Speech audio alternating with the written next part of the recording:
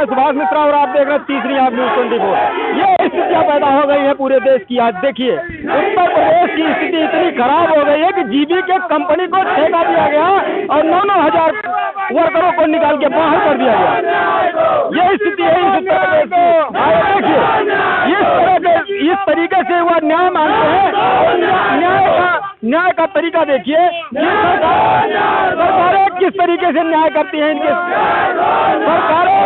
सरकारें क्या न्याय कर रही हैं आप देखिए। इस ठंड के मौसम में आगे इसी को गार्डन में कोई नेता अगर 2 दिन तक रुक जाए तो मान लिया जाएगा कि ठंड नहीं है।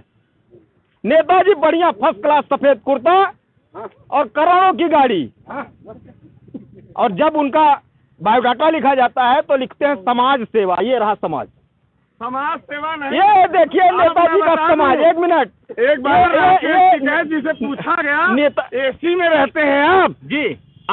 टिकैत जी ने एक बार मीडिया में पूछा कि ये बताइए एसी से किसको एलर्जी है, कोई हाथ नहीं खड़ा किया था। नेताजी को कोई हाथ नहीं खड़े नेता।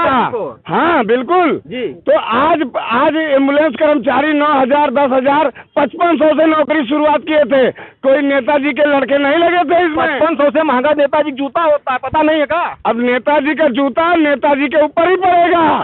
और एक बात मैं बता दे रहा हूँ आज कि आने वाले समय में अगर कर्मचारी बहाल नहीं हुए तो कोई नेता फील्ड में उतर के दिखा दे। चैलेंज के साथ कह रहा हूँ, या तो वो रहेंगे या हम रहेंगे। तो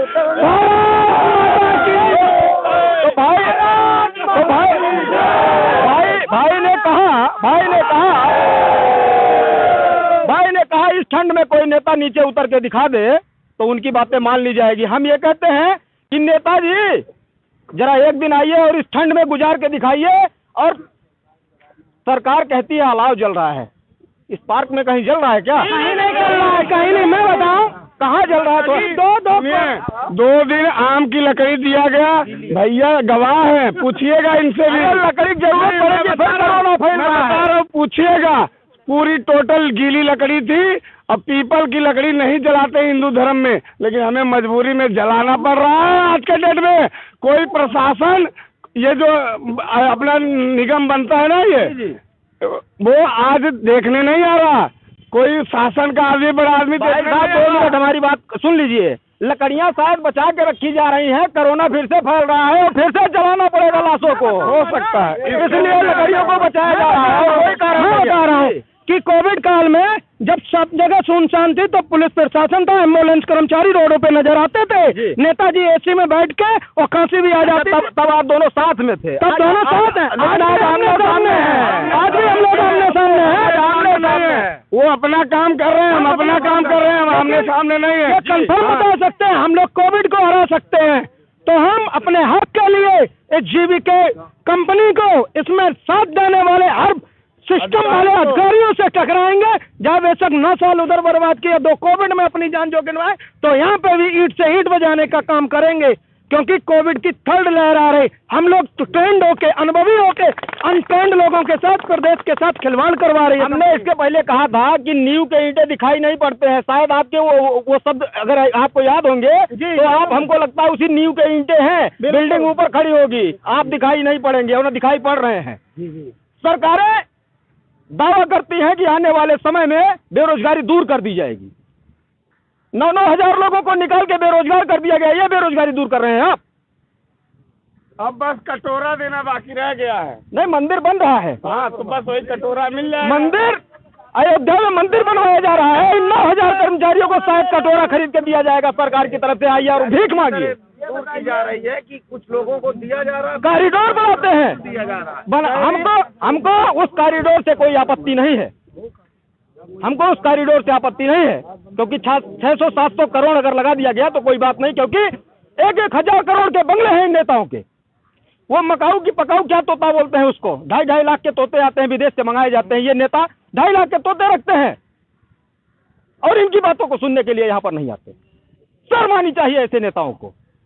10,000 अगर शर्म नहीं आती है तो चुल्लू भर पानी ले और देखें अपना चेहरा, अगर नजर आता हो तो उसमें रगड़े एक बार, हो सकता है गंदगी साफ हो जाए। मंदिर और कॉरिडोर का विरोध नहीं है हमारा। मैं कहता हूँ मंदिर बनाओ, कॉरिडोर बनाओ और विस्तार करो, लेकिन इन नागरिकों को शिक्षा, रोजगार और स्वास्थ्य की सेवाएं दो। अगर हम लोग बेरोजगार होंगे तो क्या उन मंदिर की सीढ़ियों में बैठ के भीख मांगेंगे? तो लाश पे राजनीति कौन करेगा? ये अगर मरोगे नहीं तो तुम्हारी लाश पे राजनीति कौन करेगा? अब ये जो है नेताओं की चालबाजी चलने वाली नहीं है, चाहे जिस दल के लोग हो। शिक्षा, रोजगार और स्वास्थ्य पर ही नवयुवक वोट करेगा। धन्यवाद।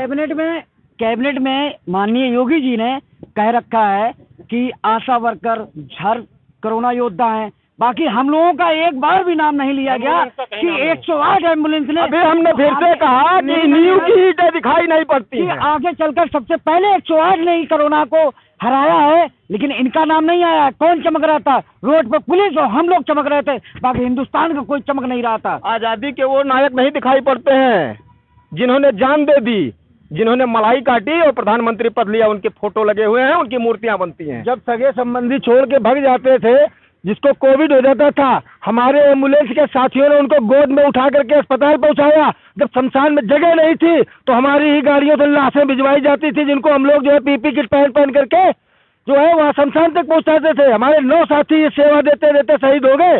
उस पीरियड में हमारे कई साथी 3-3, 4-4 महीने घर नहीं गए क्योंकि स्वयं कोविड पॉजिटिव थे। उसका सिला आज प्राइवेट कंपनी और सरकार कान में तेल डाले बैठी है, देख नहीं रही है कि 5 महीने से हम लोग जो अपने रोजगार की भीख मांग रहे हैं, किस तरीके से हम तक आवाज पहुंचाई जाए। भीख क्यों मांग रहे हो? अधिकार मांग रहे हो? भीख क्या कहते हो इसको? उनकी नजर में है हम अपना हक और अधिकार मांग रहे हैं, कहो कि भीख नहीं अधिकार। नेताओं की नजर में है कि हम उनसे भीख मांग रहे हैं, जबकि अच्छे अच्छे नेता और बड़े बड़े लीडर उस समय घर में की एक तरह घुस गए थे। जिस समय जो महामारी फैली थी, हमारे ही एम्बुलेंस के साथी और पुलिसकर्मी सड़क पे दिखाई पड़ते तो थे। नेताजी मर जाते तो देश बंद हो जाता। तुमको नहीं पता है का?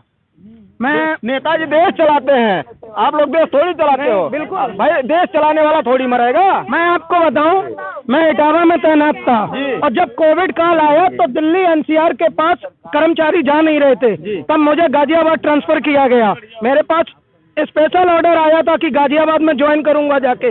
गाजियाबाद के बाद हिंडन नदी है गाजियाबाद में, तो शाम को वो नज़ारा हम देखते थे खुद ही, जैसे दिवाली पे दिए जल रहे हो वैसी लाशें जलती थी। हम उस काल से जीते आए हैं, तो आज भी हम अपने हक के लिए लड़ेंगे। और आज हम बहुत छोटी बात बता रहे, स्वास्थ्य मंत्री जी का बयान देखो, स्पष्ट नेता है सभी के। स्वास्थ्य मंत्री जी ने कहते हैं तुम जाने और ठेकेदार जाने। जब हम ठेकेदार से पास जाते हैं तो 1 मिनट, जब ठेकेदार से जाते हैं तो प्रशासन और कंपनी एक होके हमारा मुकाबला करते हैं।